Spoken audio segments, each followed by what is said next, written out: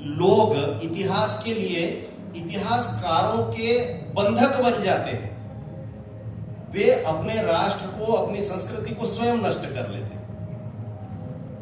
इतिहास इतना उथला उथला विषय नहीं है कि उसको केवल इतिहासकारों के लिए छोड़ दिया जाए। और इसलिए उसने आगे चल करके कहा कि इतिहास लेखन के क्षेत्र में साहित्यकारों को भी आगे आना चाहिए। और उस आह्वान को सुरेश पटवा जी ने सुना और ये पुस्तक रची। हमारे मन में कभी यह प्रश्न आता है क्या कि सुरेश पटवा जी क्या पहले व्यक्ति हैं क्या जिन्होंने इतिहास पर लेखन किया? क्या इससे पहले साहित्य क्षेत्र के कुछ वरेण्य लोगों ने इतिहास लेखन नहीं किया क्या? एक नाम आप सबको सहज रूप से दे रहा हूं, आचार्य चतुरसेन। जिस पीढ़ी के हम सब लोग यहां पर बैठे हैं, संयोग से युवा बहुत ज्यादा नहीं है, हैं भी तो बहुत गिने चुने हैं और बहुत अधिक युवा भी नहीं है, क्षमा याचना के साथ कह रहा हूं, मेरे जैसे बच्चों को छोड़कर। इन युवाओं ने, अगर आप पूछे कि सोमनाथ का इतिहास हमको समझना है, किससे समझना चाहिए, तो सहज रूप से नई पीढ़ी के, पुरानी पीढ़ी के, हमारी पीढ़ी के लोग भी ये कहते हैं, जय सोमनाथ पढ़ा क्या? इतिहास और साहित्य के सह संबंध के संदर्भ में चर्चा करते हुए पूरी विनम्रता से आप सबसे कह रहा हूं, आचार्य चतुरसेन ने जय सोमनाथ लिखा। साहित्य क्षेत्र के इतने मनीषी बैठे हैं, आप में से किसी को याद है क्या लेखकीय प्रतिवेदन पटवा जी का इस पुस्तक के प्रारंभ में है? प्रत्येक साहित्यकार अपनी पुस्तक का लेखकीय प्रतिवेदन, डिस्क्लेमर, फिल्म के भी प्रारंभ में आता है, पुस्तक के भी प्रारंभ में आता है। मूल प्रकाशन जब जय सोमनाथ का हुआ था, आचार्य चतुरसेन का लेखकीय प्रतिवेदन सबसे अंत में था। पूरा उपन्यास पढ़कर के एक नैरेटिव सेट हो जाता है और उस नैरेटिव सेट हो जाने के बाद, एक संपूर्ण मानस तैयार कर देने के बाद लेखक कहता है, इन घटनाओं का इतिहास की वास्तविकता से कोई संबंध नहीं है।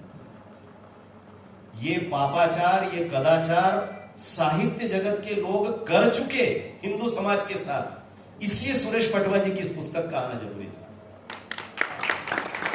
ये जो तथाकथित बड़े लोग हैं ना, इन लोगों ने जितना पापाचरण किया है साहित्य क्षेत्र में, कई बार बड़ा कष्ट होता है कहते हुए, उसका प्रायश्चित करने के लिए इस तरह की पुस्तकों का आना आवश्यक था। मुझे इस पुस्तक का शीर्षक जब मैं पढ़ रहा था, हिंदू प्रतिरोध गाथा, वास्तव में देखा जाए तो पटवा जी के मन का भी कष्ट था, भोगा हुआ यथार्थ था। ये तो अभी उन्होंने बताया ही, इससे पहले हमको भी पता नहीं था, लेकिन ध्यान में आया। एक प्रकार से उन्होंने पूरे हिंदू समाज की दुखती रग पर हाथ रखने का काम किया था। लेकिन क्या सचमुच इस प्रकार का कोई ग्रंथ जब हम रचते हैं तो हमको ध्यान में आता है क्या कि हिंदू समाज प्रतिरोध करता है क्या? ये प्रश्न बार बार मैं अपने आप से कर रहा था इस पुस्तक को पढ़ते हुए। मुगल आतताइयों को क्विंटलों से यज्ञोपवीत उपलब्ध कराने वाला समाज प्रतिरोधी समाज है क्या? अगर आप इतिहास की चर्चा करना शुरू करें तो मोपला की घटना से लेकर नूह तक आ जाइए, आपको हिंदू समाज प्रतिरोधी नजर आता है क्या? कट रहे हैं जानवरों की तरह। ऐसा लग रहा है जैसे एक ईद ऐसी मन रही है मोपला की घटना में कि बकरों की जगह हिंदुओं को काटने का एक षड्यंत्र रचा जा रहा है। कोई बोलने को तैयार नहीं उसके पक्ष में और कोई प्रतिरोध भी नहीं। आश्चर्य की बात है। केरला में जब कुछ हो रहा है, हरियाणा में, हमको लगता है क्या कि वहां से लेकर के दिल्ली की ब्रजपुरी तक अपने मकान पर यह मकान बेचना है कि पोस्टर लगाने वाला समाज प्रतिरोध करता है क्या? कश्मीर में कट कट करके मर जाने वाले लोग, और उस कश्मीर से लेकर के मेरठ तक आ जाइए आपने कभी सुना क्या कि किसी हिंदू ने प्रतिरोध किया हो? कौन से हिंदू की प्रतिरोध गाथा हम पढ़ रहे हैं? दरअसल कई बार मुझे ऐसा लगता है कि आरा मशीन से कटती हुई वो जो हमारी बहन है, जिसको हम सब ने द कश्मीर फाइल्स फिल्म आने के बाद नकली घोषित कर दिया था, उसके माता पिता अभी भी हैं, जाकर के पूछ लो उनसे। ये इस हिंदू समाज का प्रतिरोध है। हम असली घटनाओं को नकली घोषित करने में एक सेकंड की देर नहीं लगाते, इसलिए क्योंकि कोई नाराज न हो जाए। किसी के बुरा लगने का हमको इतनी चिंता है कि हमारे लाखों कट गए, उसका नाम लेने में हमको डर लगता है।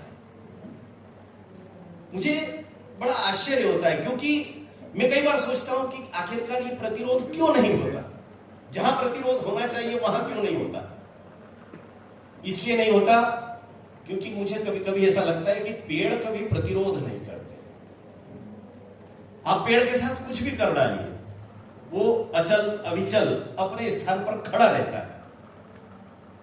मुझे याद आ रहा है विश्व हिंदू परिषद का लोगो, अगर आप सब लोगों को याद हो, उसमें एक वटवृक्ष दिखाई देता है। उस वटवृक्ष का पूरा एक कथानक है, असली कथा है। एक मुगल आक्रांता आता है और उसको जब ये पता लगता है कि हिंदू समाज इस अक्षय वट की पूजा करता है और इससे चेतना प्राप्त करता है, ऊर्जा प्राप्त करता है, उस मुगल आक्रांताओं की कई पीढ़ियों ने उस वटवृक्ष को नष्ट करने के प्रयास किए।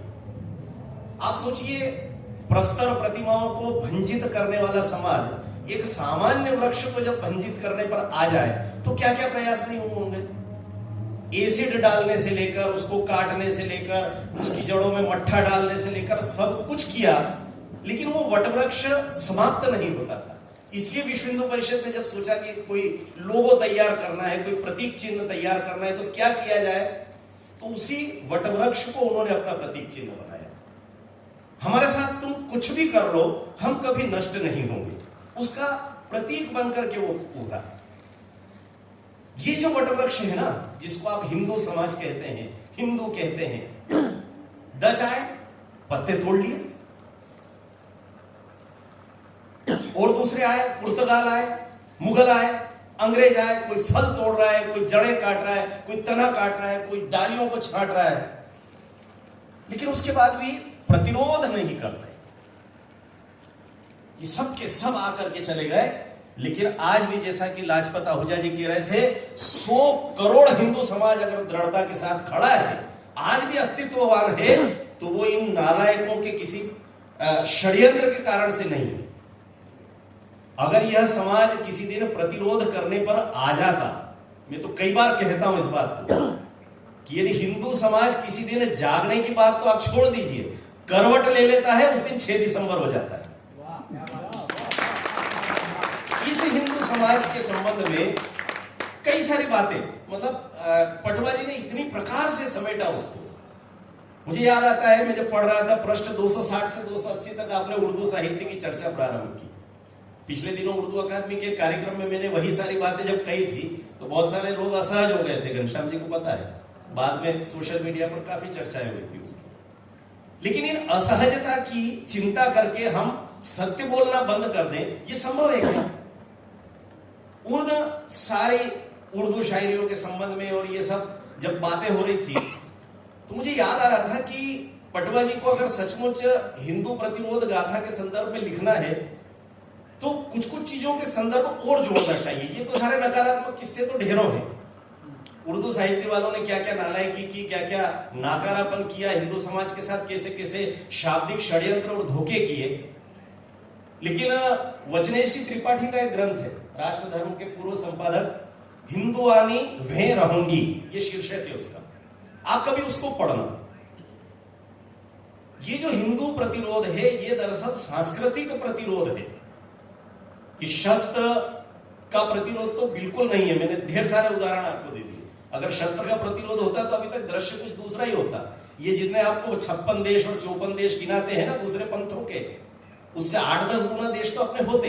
आज भी बौद्ध राष्ट्रों की संख्या अगर विश्व में बढ़ी है, तो उसके पीछे शस्त्र नहीं है, केवल शांति का संदेश है। दुनिया में बड़ी संख्या है बौद्ध राष्ट्रों की। लेकिन मुझे कई बार ऐसा लगता है कि इस हिंदुत्व की चर्चा करते समय सचमुच पटवा जी ने इतनी उदारता से हिंदुत्व के पक्षों को, विवेकानंद की बातचीत की उन्होंने, हिंदुत्व के कितने प्रकार हो सकते हैं, वटवृक्ष है ना।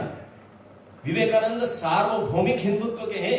इटली में ट्रेन की दुर्घटना हो गई है, यहां पर कलकत्ता के आश्रम में रात की 2 बजे बेचैनी से टहल रहे हैं। शिष्य पूछ रहे क्या हो गया, भोजन क्यों नहीं किया।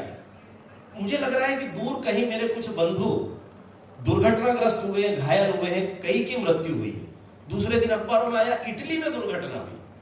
ये हिंदुत्व है।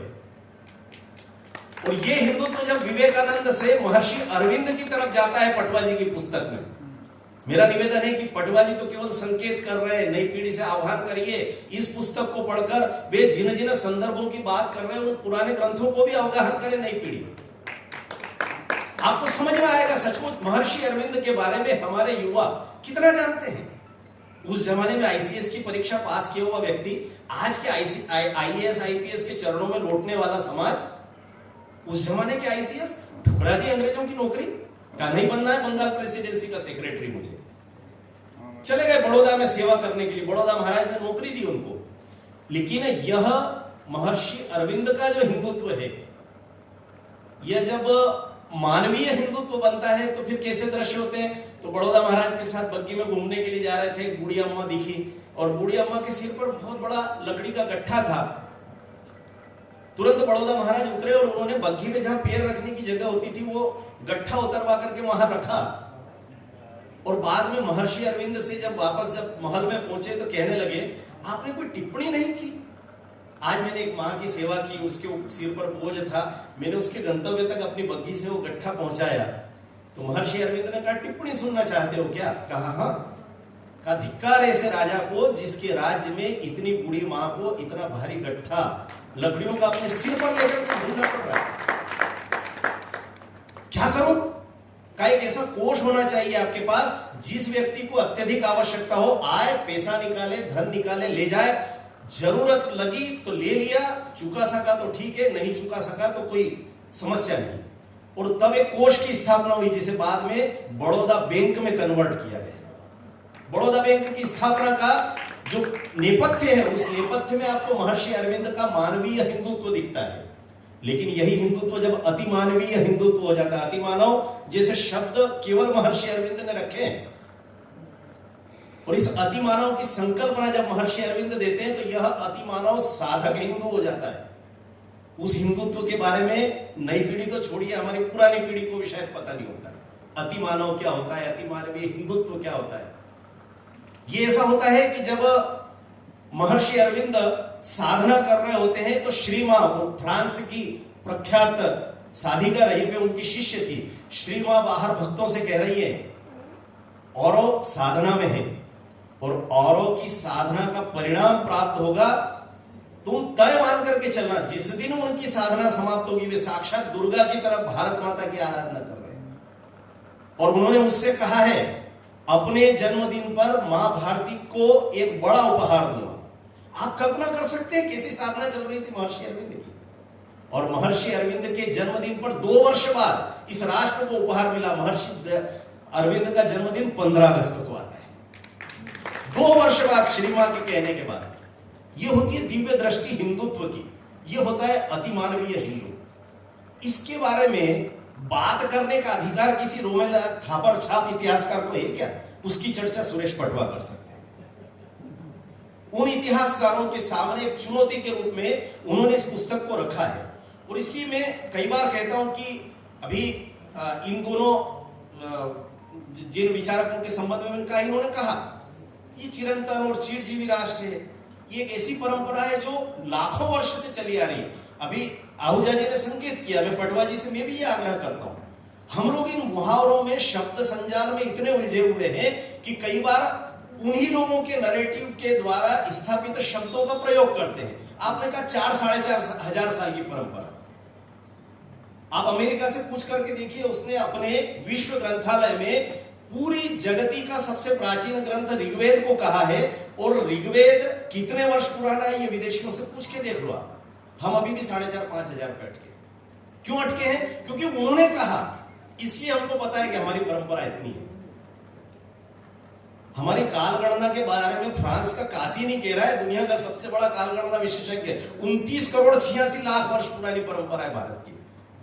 काशी नहीं कह रहा है, हम थोड़ी कह रहे हैं क्या, और हम 4,500 साल पर अटके। इसलिए कभी कभी मुझे ऐसा लगता है कि हमको वास्तव में इन मुहावरों से बाहर आकर के इस तरह की पुस्तक को जब लिखते हैं, इस तरह की पुस्तक को जब पढ़ते हैं, तो हमको अपनी परंपरा की विराटता का ज्ञान होना अत्यंत आवश्यक है। और इसलिए इन बातों को ऐसा नहीं कि वही विवेकानंद कह गए, महर्षि अरविंद, कलाम साहब ने कहा, हमारे परम पूज्य सुदर्शन जी ने कहा, सरसंघ चालक जब थे, लगातार इन बातों का उल्लेख होता रहा। तो मैं कई बार कहता हूं कि ये जिस हिंदुत्व की चर्चा हम सब करते हैं ना, ये कोई ऐसा 2-4 हजार साल की बात नहीं है, ये परंपरा सामान्य नहीं है। एक बात आज मैं आपसे, पता नहीं कभी कभी सरस्वती कहलाती, लेकिन मैं आपको डंके की चोट पर कह रहा हूं, इस बात को आप स्मरण रखिए। और जिस दिन हिंदुत्व सृष्टि से खत्म हो जाएगा, सृष्टि समाप्त हो जाएगी। भले हमारे मनुष्यों ने नहीं कहा, लेकिन हम जैसे बच्चे भी इस बात को समझते हैं। इसलिए समझते हैं क्योंकि सब के सब अपने पास जमा करने की कोशिश कर रहे हैं। जिन पंथों की हम बात कर रहे हैं, सबकी अकेला वेद ऐसा है। कोई कह रहा है कि आप मुसलमान बन जाओ, आपका ईमान आ जाएगा, आप ईसाई बन जाओगे तो आपको मोक्ष की प्राप्ति हो जाएगी, आप कयामत के दिन आपको जो है स्वर्ग मिल जाएगा। लेकिन उसके लिए किसी एक व्यक्ति को मानना जरूरी है, एक किताब को मानना जरूरी। अकेला वेद है जो कहता है कि मनुष्य बन जाओ, एकमात्र वेद। इसलिए दुनिया में अगर सृष्टि का टिका रहना जरूरी है, तो उसके लिए हिंदुत्व का टिका रहना भी जरूरी है। इसको किसी आरएसएस का नारा क्यों मानते हैं हम लोग, कहने में संकोच क्यों कहते हैं? हिंदुत्व दरअसल मुझे ऐसा लगता है कि जितने प्रकार के मत पंथ हैं, ये सब आकर के विदा हो जाएंगे, लेकिन ये हिंदुत्व इस भारतीय समाज जीवन में लगातार प्रकट होता रहेगा। जब शंकराचार्य आएंगे तो ये अद्वैत के रूप में आएगा, महावीर आएंगे तो अहिंसा के रूप में आएगा, बुद्ध आएंगे तो निर्वाण के रूप में आ जाएगा। ये अलग अलग ढंग से प्रकट होगा। और जब दीनदयाल उपाध्याय आएंगे तो ये एकात्म मानव दर्शन बन करके हमारे बीच आएगा। लेकिन अंततः हर दर्शन में जो कुछ परिभाषित होगा वो केवल और केवल हिंदुत्व होगा। दुर्भाग्य से इस देश में कई तरह के कुचक्र रचे गए। मुझे आज भी याद है, मैं जब बहुत छोटा सा था, जैन साहब आपने तो संपूर्ण हिंदू जीवन पद्धति को और हिंदू प्रतिरोध गाथा को शब्द देकर के उपकार किया। मैंने हमारे यहाँ पर जैन पोखरशाला में लिखा हुआ देखा था, जनगणना में अपने आप को हिंदू नहीं जैन लिखवाओ। मैंने मेरे मित्रों से कहा, मैंने कहा भाई ऐसा क्यों करते हो? और इन दिनों जो नवबोध जैसे शब्द आए हैं, इसके कारण से क्या हो रहा है? दरअसल मुझे ऐसा लगता है कि ये जो हिंदू समाज है, जो चींटी को आटा खिलाता है, गाय की पहली रोटी निकालता है, कुत्ते की आखिरी रोटी निकालता है, ये जो हिंदू समाज है, ये इतना विराट चिंतन का प्रतीक है कि ये कभी स्वार्थी हो ही नहीं सकता। तो इससे उपजने वाले जितने भी दर्शन हैं, वो भी कभी स्वार्थी नहीं हो सकते कि तुम केवल मेरे रास्ते पर आओ। सिख पंथ ऐसा कभी नहीं कहेगा, बौद्ध पंथ ऐसा कभी नहीं कहेगा, जैन पंथ ऐसा कभी नहीं कहेगा। मैं पटवा जी से एक बार मैंने बातचीत में आग्रह भी किया था, आज फिर सार्वजनिक रूप से निवेदन कर रहा हूं कि जैन दर्शन और सनातन परंपरा के एकत्व के बिंदुओं पर एक ग्रंथ आप जरूर लिखिए, ताकि जो नई पीढ़ियों को भ्रांतियां हो रही है वो भ्रांतियां दूर होगी इस सबसे। और इसलिए, लेकिन इन सब के बीच में भी मुझे एक बात जरूर लग रही है कि ये जो पुस्तक है, जिसके बारे में आहूजा जी ने कहा 400 पृष्ठ की पुस्तक है, अगर सचमुच जो शीर्षक है, चूंकि पटवा जी भी लेखक है, हम सब भी साहित्यकार ज्यादा मात्रा में बैठे, हम सब लोग कभी कभी थोड़ा सा मोहग्रस्त हो जाते हैं। इस पुस्तक के शीर्षक के नीचे सबटाइटल के रूप में मध्ययुग लिखा है और वो 2 अध्याय में समाप्त हो जाता है। उसके बाद जो शुरू होता है वो मध्य युग के बाद। अगर सचमुच आधुनिक युग लिखना था, अगर सचमुच राष्ट्रवाद की परिभाषा लिखना थी, तो बाकी के 200 पृष्ठ एक दूसरी पुस्तक में आ सकते थे, बड़ा आसान था।